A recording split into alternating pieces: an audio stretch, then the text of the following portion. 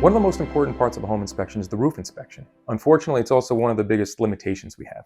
Often our ladders don't reach the top of these roofs. Sometimes we can't walk on roofs because it might be a slate roof, a wood roof, or a tile roof.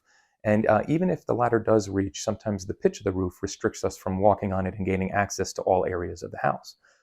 With our drone roof inspection, we have no more limitations. We have the ability to get to the areas that can't be viewed from the ladder at the eaves, from the ground with binoculars.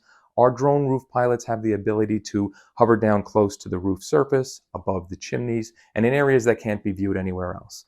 For more information about a drone roof inspection and whether or not it's important for your inspection, please contact us at the office. Thanks for watching.